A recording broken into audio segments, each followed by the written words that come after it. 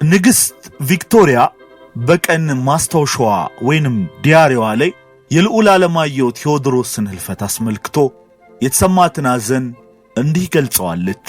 በዓይኑ ቀለም ምክንያት ሰዎች በልዩነት እንደሚመለከቱት የሚገነዘብ ሐሴት የራቃት ሕይወት የኖረ እንዴት ያለ መልከ መልካምና ቅን ልዑል ነበር። ከቤተሰቦቹ ርቆ ማለፉ እጅግ ልብ ይሰብራል ብላ ነበር የገለጸችው።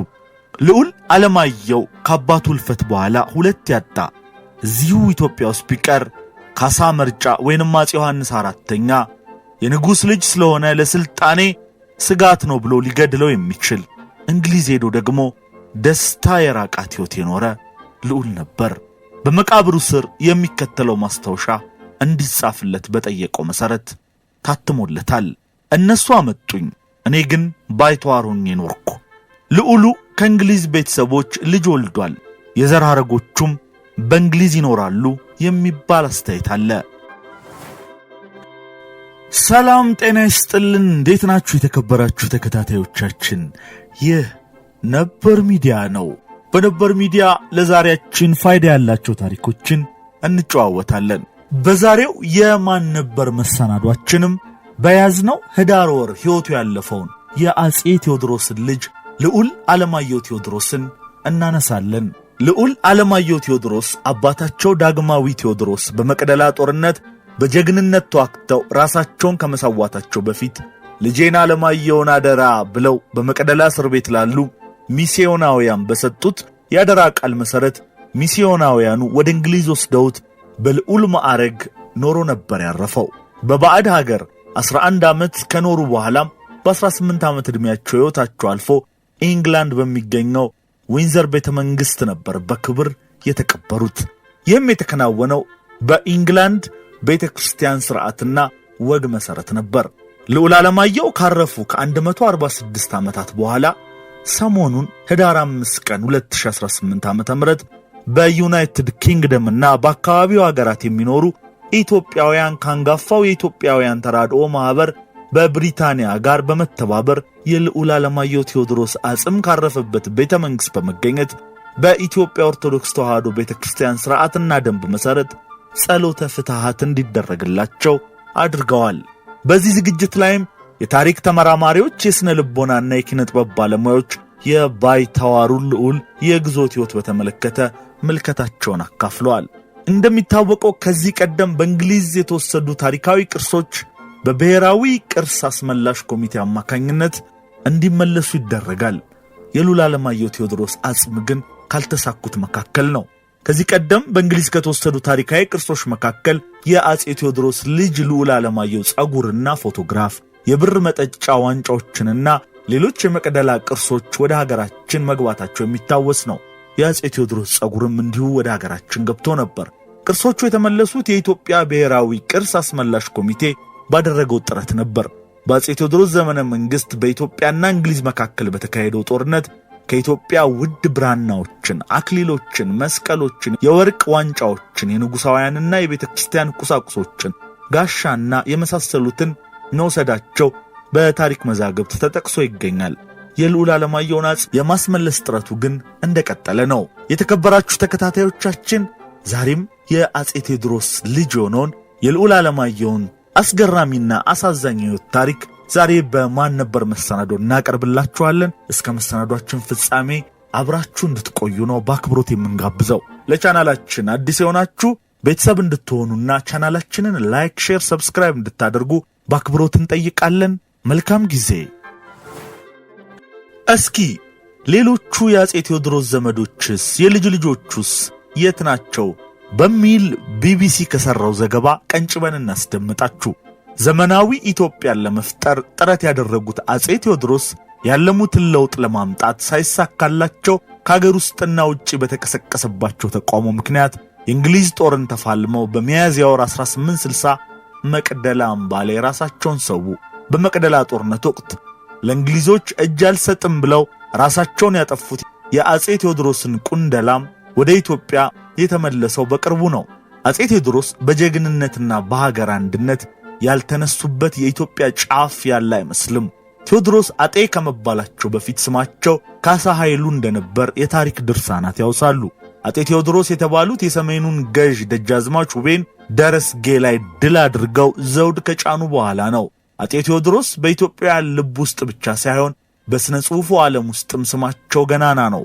በልቦለድ ሥራዎች ውስጥ እንፈልጋቸው ብንል የብርሃኑ ዘሪሁን የቴዎድሮስ እምባ፣ የአቤ ጉበኛ አንድ ለእናቱን እናገኛለን። በተውኔት ደግሞ የሎሬት ጸጋዬ ገብረመድኅን አጤ ቴዎድሮስና የጌትነት እንየው የቴዎድሮስ ራእይን መጥቀስ እንችላለን። ስማቸው በዘፈን ያልተነሳበት ያልተወሳበትም ዘመን የለም። ኢትዮጵያን ያነሳ ጎንደርን የጠቀሰ ስለ አጤው ያዜማል። ለአንዲት ኢትዮጵያ ዋልታና ማገር የሚለው የቴዎድሮስ ካሳሁን የቴዲ አፍሮ የቅርብ ጊዜ ዜማንም ማስታወስ በቂ ነው። አጼ ቴዎድሮስ መቅደላ ላይ ከእንግሊዝ አገር ከመጡ 32,000 ወታደሮች ጋር ተዋግተው ራሳቸውን ማጥፋታቸውን ተከትሎ በአገሪቷ ላይ ከፍተኛ ዘረፋ እንደተፈጸመ የታሪክ መዛግብት ያወሳሉ። የእንግሊዝ ወታደሮች የዘረፉት መጻሕፍትን፣ የተለያዩ ከወርቅ የተሰሩ ቅርሶችን፣ መንፈሳዊ ስዕሎችን፣ ታቦታትን፣ ታሪካዊና ባህላዊ ቅርሶችን ብቻ ሳይሆን ልጃቸው ዓለማየሁ ቴዎድሮስንም ጭምር ነው። ዓለማየሁ በሰው ሀገር በብቸኝነት በለጋ ዕድሜው መሞቱና እዚያው መቀበሩ ይታወቃል። ታዲያ ሌሎች የአጤው ዘመዶችስ የት ናቸው? ለበርካታ ኢትዮጵያውያን የአጼ ቴዎድሮስ ልጅ ተብሎ የሚታወቀው ልዑል ዓለማየሁ ብቻ ነው። በእርግጥ አጼው ሌላ ልጅ የላቸውም ስንል እንፍራንዝ ያገኘናቸውን ወይዘሮ አበበች ካሳን ጠየቅናቸው። በእርግጥ በጊዜው ባጠገባቸው የተገኘው ልጅ እርሱ ነበር። ለዚህም ይሆናል የእርሱ ስም ብቻ የሚነሳው ሲሉ ሌሎች 6 ልጆች እንዳሏቸው ነገሩን። እኛም እስቲ ስማቸውን ይዘርዝሯቸው ስንል ጠየቅን ይላል ቢቢሲ። በጎጃም ኃይሉ ቴዎድሮስ፣ በወሎ ይማም ቴዎድሮስ፣ በትግራይ አልጣሽ ቴዎድሮስ፣ በጎንደር ዓለማየሁ ቴዎድሮስና መሸሻ ቴዎድሮስ ሲሉ ዘረዘሯቸው። ታዲያ እርሶ አጼ ቴዎድሮስን ይዛመዳሉ ማለት ነው? ቀጣይ ጥያቄያችን ነበር። ዛዲያሳ ደግሞ የእርሳቸው መልስ ነበር። የማን ልጅ ነው ታዲያ የሚለውን ደግሞ ተከታይ ጥያቄያችን አደረግን። የደጃዝማች ካሳ መሸሻ ቴዎድሮስ አሉን። የአጤ ቴዎድሮስ የመጀመሪያ ልጅ የልጅ ልጅ ነኝ ብለውናል። ከእንፍራንዝ ወጥተን ጎንደር ስንሄድ ያገኘናቸው የአጤ ቴዎድሮስ 4ኛ ትውልድ ደግሞ ስለ ቤተሰቦቻቸው ሲያስረዱ አጼ ቴዎድሮስ የመጀመሪያ ልጃቸውን ራስ መሸሻን ወለዱ። ራስ መሸሻ ቴዎድሮስ ደጃዝማች ካሳን፣ ደጃዝማች ካሳ ባንቻ አምላክ ካሳን ወለዱ። ከዚያም እኔ ፋሲል ሚናስ ተወለድኩ ይላሉ። ሌላው እዚያው ጎንደር የሚኖሩት የአጤው ቤተሰብ ዓለማየሁ ቴዎድሮስ ናቸው። እርሳቸው እንደሚሉት አጤ ቴዎድሮስ መሸሻ ቴዎድሮስ፣ መሸሻ ቴዎድሮስ ደግሞ ደጃዝማች ካሳን፣ ደጃዝማች ካሳ ደግሞ እናታቸውን ሙሉ ካሳን መውለዳቸውን ይናገራሉ። እነዚህ የንጉሡ 4ኛ ትውልዶች የአጤውን ታሪክ እንደ ኢትዮጵያ ታሪክ ብቻ ሳይሆን እንደ ራሳቸው ቤተሰብ ታሪክ እየሰሙ ነው ያደጉት። ነዋሪነታቸው እንፍራንዝ የሆነው ወይዘሮ አበበች ስለ አጼ ቴዎድሮስ ደግነት፣ ሩህሩህነት፣ ጀግንነታቸውን ሁላ እየሰሙ ነው ያደጉት። ለወስላቶች አይቀጡ ቅጣት የሚቀጡ ለሀገራቸው ደግሞ ባለ ራዕይ የነበሩ መሆናቸውን እየሰማው ነው ያደግኩት ይላሉ። እንደውም እቴጌ ተዋበች ከሞቱ በኋላ አሁን እየባሳቸው ሄደ እንጂ ከዚያ በፊት ሃይማኖተኛና ጥሩ ሰው ነበሩ ይላሉ ወይዘሮ አበበች። የአጼው ቅርስ ሲኖሮት ይሆን ወይ ብለንም ጠይቀናቸው ነበረ። ንግሥት ቪክቶሪያ የሰጠቻቸው ደውል አለ። ሌላው ግን ይላሉ ወይዘሮዋ በደርግ ዘመን መትረየስ አለሽ እያሉ ሲያንገላቱኝ ሲያስሩኝ ቀበር ነው። ስፍራውን አሁን ሰዎች ቤት ሰርተውበታል። ቴዎድሮስ ንጉሠ ነገሥት ዘኢትዮጵያ ተብሎ የተጻፈበት ጎራዴ ሁሉ ነበር ይላሉ። ከጎራዴው ጋር ሌሎች ትናንሽ ቅርሳ ቅርሶችንም ቀብረናል ሲሉም ያስታውሳሉ። እነ ፋሲልና ዓለማየሁ ጋር ግን የአጼ ቴዎድሮስ ማስታወሻ የሚሆን ምንም ነገር በቤታቸው የለም። ዓለማየሁ ቴዎድሮስና ፋሲል ሚናስ በስማቸው ብቻ በመኩራት በባዶ መኖር አትችልም ይላሉ። የአጼ ቴዎድሮስን ስም ለመጥራት እና የልጅ ልጅ ነኝ ለማለት የራስህን ሥራ እየተባልን ነው ያደግነው ሲሉም ያስረዳሉ። አቶ ፋሲል አክለውም ለሀገር የከፈሉትን መሥዋዕትነትና ያደረጉትን ነገር በታሪክም በታላላቆቻቸውም ሲነገራቸው ማደጋቸውን ያስታውሳሉ። ወይዘሮ አበበች ከጎንደር ዩኒቨርሲቲ እንዲሁም ከእንግሊዝ ድረስ እየመጡ ቴዎድሮስን ያሉ ስለ እርሱ ለማወቅ የሚፈልጉ እንደሚጠይቋቸው ይናገራሉ። እንደው ፎክሪ ካላቸውም የቴዎድሮስ ዘር ሲሉ ይፎክራሉ። የአጼ ቴዎድሮስ ቁንድላ ተመለሰ ሲሏቸው የተሰማቸውን ደስታም ሲገልጡም የልዑል ዓለማየሁ አጽም ቢመጣም ይላሉ። ከዚያ በኋላ ሄደው ቅርስ ሁሉ ቢመለስ ደስ ይለኝ ነበር ብለዋል። ልዑል ዓለማየሁ ቴዎድሮስ አባቱ ቴዎድሮስ በመቅደላ አናት ላይ በጀግንነት በኩራትና በቆራጥነት ሽጉጥ ጠጥተው ራሳቸውን ለሀገርና ለሰንደቅ ዓላማ መስዋዕትነት ካደረጉ በኋላ በሐዘን በናፍቆትና በትዝታ የኖረ አሳዛኝ ልዑል ነው። እትብትህ የተቀበረባት፣ አፍ የፈታህባት፣ በአየሯ የተደሰትክባት፣ በእናትና አባት ፍቅር የተቀማጠልክባት፣ ወተትና ማር የተጎነጨህባት፣ ባማሩ ፈረሶች የተመላለስክባት አገር ዛሬም ትናፍቃለችን? በመኳንንቱና በመሳፍንቱ የታጀብክባት፣ በጦር አበጋዞችና በልፍኝ አስከልካዮች የተከበብክባት፣ በወይዛዝርቱና በጎበዛዝቱ የተደነክባት አገር ዛሬም ትናፍቃለችን? አባትህ ከልጅነት እስከ ሞት የኖረላት፣ ከነፍሱም ያስበለጣት፣ በዱር በገደል የተንከራተተላት፣ ንጉሠ ነገሥታት ሳለ እንደ ተራ መንገደኛ በባዶ እግሩ የተረማመደላት፣ በዙፋን ላይ መቀመጥ ሳያሻው ዝቅ ብሎ ያገለገላት፣ ረዥም ራእይ የሰነቀባት፣ የስልጣኔ ብርሃን ያበራባት፣ ጠጅና ማር ሳያጣ ለክብሯ ብሎ ሽጉጥ የጠጣላት፣ ካንተ በላይ አስበልጦ እስከ ሞት ድረስ የወደዳት፣ እንኳን ኖሮ ሞቶም እንደሚወዳት ቃል የገባላት ኢትዮጵያ ዛሬም ትናፍቃለችን? ዛሬም ትዝ ትልሃለችን?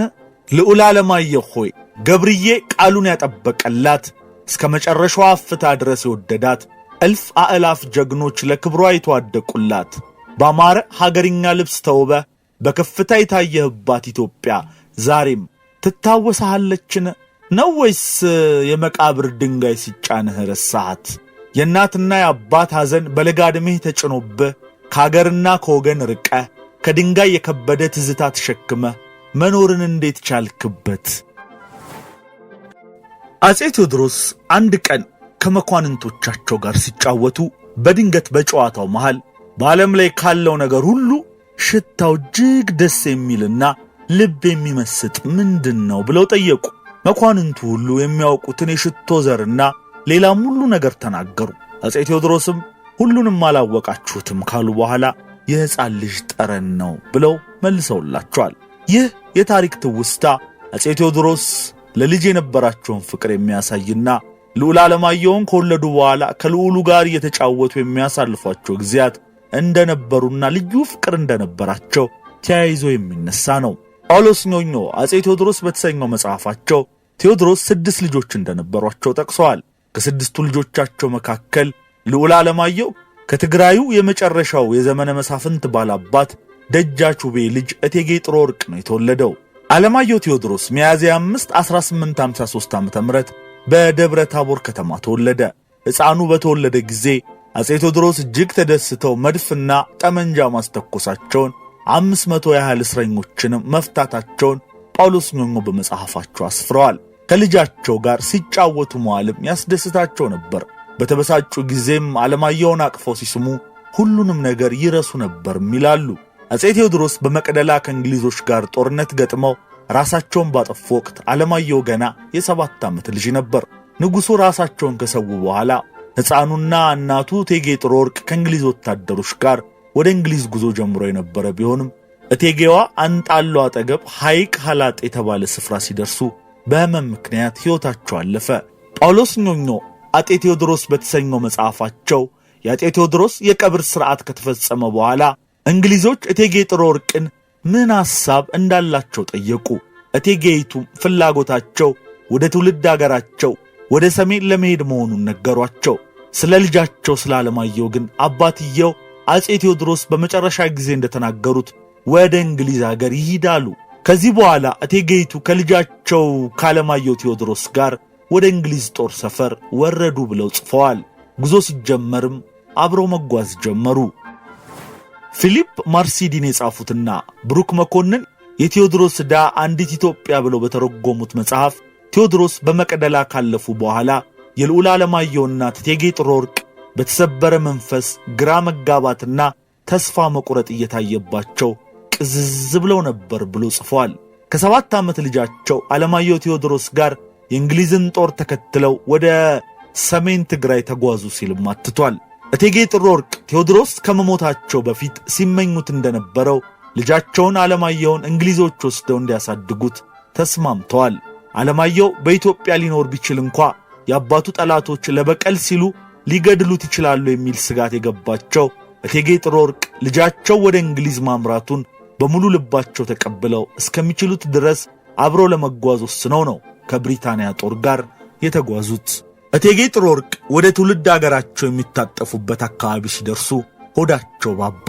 ትንሹን የ7 ዓመት ልጃቸውን ዓለማየሁን ለእንግሊዞች ትተው መለየቱ አባባቸው። በፊት የተናገሩትንም ከልጃቸው ተለይተው ወደ ትውልድ አገራቸው የመመለሳቸውን ሐሳብ ለውጠው ከልጃቸው ሳይለዩ ልጃቸውን ከሚደርስበት ሀገር አብረው ለመጓዝ መወሰናቸውን ለእንግሊዞቹ ነገሩ። እንግሊዞቹም በአዲሱ ሐሳባቸው ተስማምተው ወደፊት ጉዟቸውን ቀጠሉ ሲል አስፍሯል። እቴጌ ጥሩወርቅ ከሐዘን በላይ ታመዋል። ሐርሙዝ ራሳም እቴጌይቱንም ሆነ ልዑል ዓለማየሁን ለመንከባከብና ለማጽናናት በማሰብ አብሯቸው ነበር የሚጓዘው። ራሳም ዝምተኛዋንና በሐዘን ቅስማቸው የተሰበረውን እቴጌ ጥሩወርቅን ተስፋ እንዳይቆርጡ አይዞት፣ ይድናሉ፣ ይበርቱ እያለ ያጽናናቸው እንደነበር ገልጿል። እቴጌ ጥሩወርቅ የራሳምን የማጽናኛ ቃል ሲሰሙ ባክህ ለመሞት ቀን የተወሰነ ነው፣ ብሞትም አላዝንም፣ ጥንቱን ስፈጠር ጀምሮ ለመከራ የተመደብኩ ነኝ፣ አሁንም ፈጣሪ አምላክ ወደ ፈቀደልኝ ተስፋ ወደማደርግበት መንግሥተ ሰማያት መድረስ ብቻ ነው ምኞቴ በማለት ነበር ምላሽ የሰጡት። ይህንን ምላሽ ከሰጡት ከቀናት በኋላ ሕመማቸው ጸና ይላል። በዚህ የተነሳ ሰውነታቸው የደከመው እቴጌ ጥሩወርቅ ትግራይ ሲደርሱ ከዚህ ዓለም በሞት ተለዩ። በሸለቆት ሥላሴ ቤተ ክርስቲያንም ተቀበሩ። እቴጌ ጥሩወርቅ ሊሞቱ አቅራቢያ ካፒቴን ስፒዲን አስጠርተው እጁን ይዘው ልጄ አባት የለውም፣ እኔም እናቱ ልሞት ነው፣ በሚሄድበትም አገር ዘመድ ስለሌለው አንተ ዘመዱ ነው፣ አባት ስለሌለው አንተ አባቱ ነው፣ ይህን ያልኩህን ሁሉ እንደምታደርግለት በእግዚአብሔር ማልልኝ አሉት። እርሱም ማለ ተብሎ ተጽፏል። የቴዎድሮስ ልጅ ውቦ ዓለማየሁ በእንግሊዞች እጅ ገብቶ አውሮፓውያኖቹ በሙሉ ቢያዝኑለትምና ቢንከባከቡትም ኃላፊ የሚሆነው ሰው የሚያስፈልገው ሆነ። በዚህም ምክንያት ጀነራል ናፒየር ካፒቴን ስፒዲን ለዓለማየሁ ሞግዚትና ኃላፊ አድርጎ ሾመው። ካፒቴን ስፒዲ የተመረጠበት ዋናው ምክንያት አማርኛ ቋንቋ ደህና አድርጎ መናገር ስለሚችል ነው። ስፒዲ ብቻ ሳይሆን 2 ኢትዮጵያውያን ሞግዚቶችና አጫዋቾችም ተመረጡለት ሲል ታሪኩ ያትታል። ዓለማየሁ ቴዎድሮስ እናቱ እቴጌ ጥሩወርቅ ከሞቱ በኋላ ኢትዮጵያውያን ባሻ ፈለቀ እያሉ በሚጠሩት እንግሊዛዊው ሻምበል ስፒዲ ሞግዚትነትና የቅርብ ክትትል ወደ እንግሊዝ ተጓዘ። እንግሊዝ ከደረሰ በኋላ ንግሥት ቪክቶሪያ ጋር ተዋወቀ። የዕድሜው ለጋነት የደረሰበት ሐዘንና የልዑልነት ግርማ ሞገሱን አይታ ልቧ ስለተነካ ልዑሉ የፈለገውና ያሻው ይደረግለት ዘንድ ቀጭን ትእዛዝ አስተላልፋለች። ልዑሉ በመቅደላ የነበረውን እልቂት በመጠኑም ቢሆን በማየቱና የአባቱና የእናቱ ተከታታይ ሞትም በልጅ አእምሮ ሊቀበለው ከሚችለው በላይ ስለነበር እጅግ ታውኮ እንደነበር በተደጋጋሚ ተጽፎ እናገኛለን። አንድ እንግሊዝ አገር ውስጥ በሚገኝ ሙዚየም ውስጥ ባለ የንግሥት ቪክቶሪያ የዕለት ማስታወሻ ላይም ንግሥቲቱ ምስኪኑ ልጅ አሁንም ፍርሃቱ አልለቀቀውም፣ መቅደላ የነበረው እልቂትና የአባቱን ሞት ስላየ በአእምሮ ይመጣበታል የሚል ቃል ጽፋ እናገኛለን። ከእሳቸው ጋር እየተገናኘ ጊዜ የሚያሳልፍ ነበር። ንግሥቷ በአንድ ወቅት ባሰፈሩት ማስታወሻ ዛሬ ከዓለማየሁ ጋር አብረን ምሳ በላን። ዓለማየሁ ከኔ ዘንድ የሚመጣው የሀገሩን ያበሻ ልብስ ለብሶና ከሀገሩ የተያዙለትን ጌጣጌጦች አጊጦ ነው። ምሳ በልተን ከጨረስን በኋላ ለዚህ ለተከበረ ትንሽ ልጅ በእጁ ላይ ሰዓት አሰርኩለት፣ በወገቡም ላይ የወርቅ ሰንሰለት አስታጠቅኩት ብለዋል። በዓለማየሁ ሰበብ ስፒዲም የንግሥት ቪክቶሪያ ባለሟል ሆኗል። ብዙ ጊዜም ንግሥት ቪክቶሪያ ለዚህ እናት ለሌለው ሕፃን እናቱ እኔ ነኝ እያሉ ይናገሩ ነበር ይባላል። ስለ ትምህርቱ ይጠይቁታል፣ ስለ ጤንነቱ ያጫውቱታል። ዓለማየሁ በቤተ መንግሥቱ ከልዑላንና ልዕልታት ልጆች ጋር ሲጫወት ቢውልም አምኖት የሄደው ስፒዲን ግን አይረሳም። ግብዣ ላይ ስፒዲ ከሌለ አይበላም። መብላቅ ቀርቶ ከስፒዲ ተለይቶ ከቤተ መንግሥት አይገባም። በጨዋታ ቦታ ስፒዲ ቁጭ ካላለ ዓለማየሁ አይጫወትም። ያለ ስፒዲ ምንም ነገር አያደርግም ነበር። ንግሥት ቪክቶሪያ ልዑሉ በእሳቸው ሞግዚትነትና ቅርብ ክትትል ስር ከሚያድጉት ንጉሣዊ ቤተሰቦች ልጆች ጋር እንዲኖር ማድረግም አስበው ነበር። የሚያሳዝነውና ባይተዋሩ የአበሻው ልዑል ከካፒቴን ስፒዲ ጋር የመሰረተውን ቅርርብ የወላጅና የልጅ ትስስር ያህል መሆኑን ስለተገነዘብኩ ለሕፃኑ ዘላቂ ሕይወት ከታሰበ በፍጹም ከሱ ሊነጠል አይገባውም የሚል አቋም እንዲይዝ አደረገኝ ብለዋል ንግሥት ቪክቶሪያ። ንግሥት ቪክቶሪያ አለማየሁ ቴዎድሮስ እንግሊዘኛ ቋንቋ እንዲያነብና እንዲጽፍ የሚያበቃው ትምህርት እንዲከታተል ትምህርት ቤት አስገቡት። በእርግጥም ልዑል አለማየሁ ቴዎድሮስ በትምህርት ቤቱ ቆይታው ተግባቢ፣ ኩሩ፣ ቁጥብና ተወዳጅ ባህሪ ያለው ተወዳጅ ልጅ መሆኑን መምህራኑና የትምህርት ቤቱ ማህበረሰብ የሚመሰክሩለት ልጅ ሆነ። በቀጣዩ ዓመት ካፒቴን ስፒዲ ወደ ህንድ እንዲዘምት ታዘዘ። ካፒቴን ስፒዲ፣ ሚስቱ ኮርኒዮሌ ስፒዲና ልዑል አለማየሁ ቴዎድሮስ ዕቃቸውን ሸክፈው ወደ ህንድ ተጓዙ። ባልና ሚስቱ ልጅ ስለሌላቸው አለማየሁን እንደ አብራካቸው ክፋይ አድርገው ነበር ያሳደጉት። ስፒዲ በትንሽ ጊዜ ውስጥ በልባችን ነገሰ፣ እንዲህ ያለ ጣፋጭ ልጅ በዓለም ያለ አይመስለኝም ሲል ነበር ስለ አለማየሁ ያለውን ስሜት የገለጸው።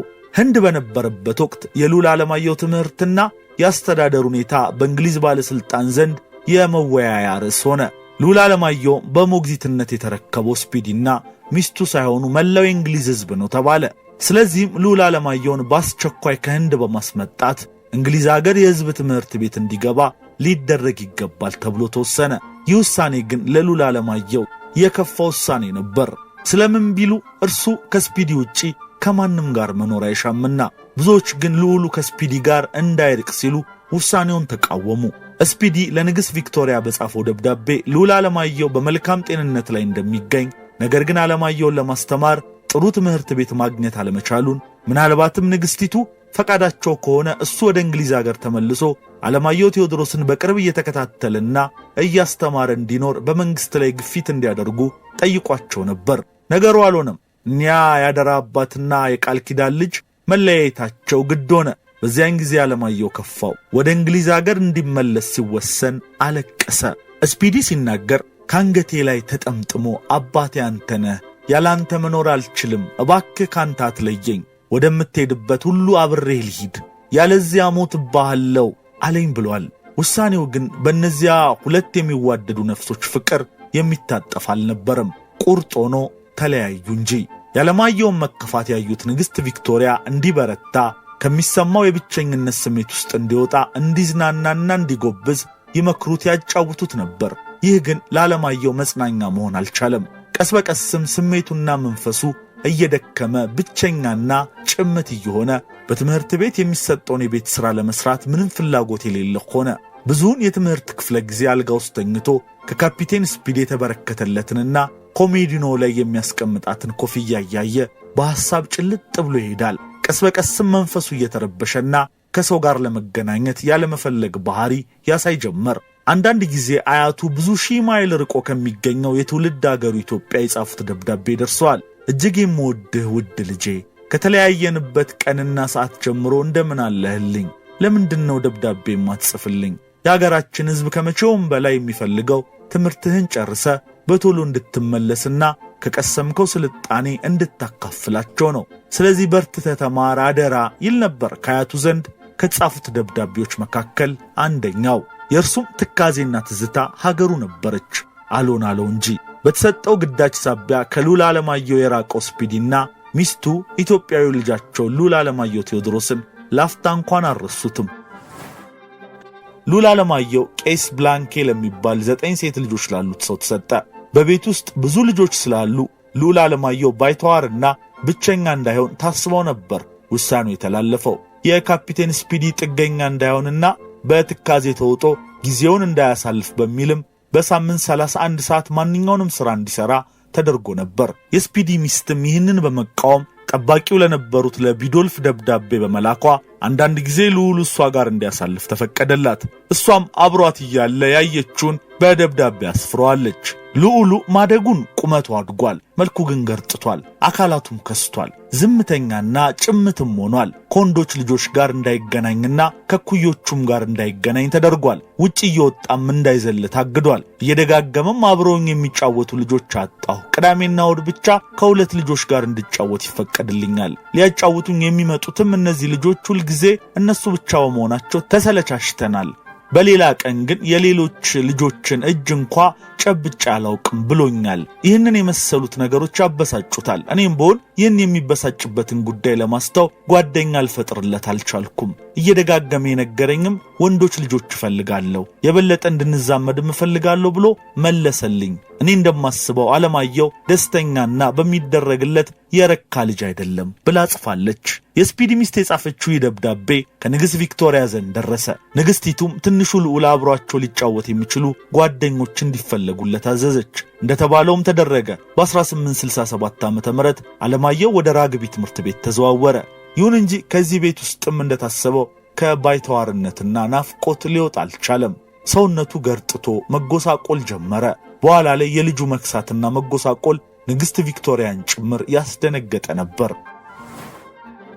ልዑል አለማየሁ በቄስ ጄክስ ብላክ ቤት እንዳልተመቸው ከታወቀ በኋላ በተለያዩ እንግሊዛውያን ሰዎች ቤት እንዲኖር ተደርጓል። ሆኖም ከሁሉም ጋር በነበረው ቆይታም ስላልተመቸው በመጨረሻ ስሪል ራምሶን ከተባለ ሰው ጋር እንዲቆይ ተደረገ። ራምሶን ለአለማየሁ የተመቸ ነበር። ከራምሶን ጋር የቆየው አለማየሁ የራግቢና የእግር ኳስ ጨዋታ ዝንባሌ እንደነበረውና የትምህርት አቀባበሉም እጅግ ጥሩ እንደነበር ይነገራል። በዚያው እንደቆየ በጥቅምት ወር ታመመ። ኖርዝኮት የተባለ ሐኪም ስለ አለማየሁ ሕመም ለሚመለከታቸው በጻፈው ደብዳቤ አደገኛ ሕመም መታመሙን እንድታውቁ ይሁን፣ ምንም ጥረት ብናደርግ ሕመሙ እየጸናበት ሄደ። ሕመሙ አደገኛ በመሆኑና በጣም ስለጠናበት አሁን ምግብ አይበላም፣ መድኃኒትም አይወስድም ሲል ገልጿል። ንግሥት ቪክቶሪያን ጨምሮ ሌሎች ባለሥልጣናት መታመሙን ሲሰሙ ተጨነቁ። ንግሥቷም ማጽናኛ ደብዳቤ ላኩለት። ልዑሉ ከንግሥቲቷ ደብዳቤ እንደመጣለት ሲያውቅ ተደሰተ። ነገር ግን ከሕመሙ የተነሳ አንብቦ ሊጨርሰውም አልቻለም። በቅርብ ደብዳቤውን ከሚያይበት ቦታ እንዲቀመጥለት ጠይቆ ተቀመጠለት። ብዙም ሳይቆይ ህዳር 5 ቀን 1872 ዓ.ም በተወለደ በ19 ዓመቱ ሕይወቱ አለፈች። በንግሥት ቪክቶሪያ ትእዛዝ ዊንድሰር ባለው የነገሥታት መቀበሪያ በቅዱስ ጊዮርጊስ ቤተክርስቲያንም ተቀበረ። ንግሥት ቪክቶሪያ እጅግ የሚወዱት የአቢሲኒያው ልዑል አለማየሁ ቴዎድሮስ በመሞቱ እጅግ አዘኑ። የካፒቴን ስፒዲ ሐዘን ግን የከፋ ነበር። እስከ ለተሞቱ ድረስ ጺሙን ላለመቆረጥ ቃል ገብቶ ቀሪውን የሕይወት ዘመኑን በሙሉ ከልዑል አለማየሁ ቴዎድሮስ ጋር የነበረውን መልካም ጊዜ እያሰላሰለ መኖር ቀጠለ እንጂ። በመቃብሩ ላይም ንግሥት ቪክቶሪያ ባይተዋር እንደነበረ ባይተዋር ሆኖ ሞተ የሚል በመዳብ የተቀረጸ የመታሰቢያ ጽሑፍ እንዲለጠፍ አደረጉ። ከብዙ ዓመታት በኋላ አልጋ ወራሽ ተፈሪ መኮንን የኋላኛው አፄ ኃይለ ሥላሴ ለንደንን በጎበኙበት ወቅት በዚያ ሐውልት ላይ ልዑል አለማየሁ ቴዎድሮስ የሚል ጽሑፍ በአማርኛ ቋንቋ እንዲጨመርበት አደረጉ።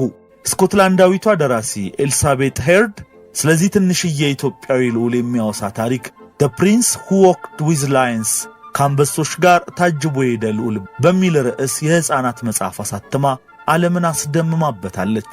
በዚህ መጽሐፏ ንግሥት ቪክቶሪያ እንግሊዛውያን በሙሉ የአባቱን የአፄ ቴዎድሮስን ጀግንነትና ቆራጥነት በውል ስለተረዱ ልዑሉን በታላቅ ክብርና ትሕትና ነበር የተቀበሉት የሚል ሰፍሮ እናገኛለን።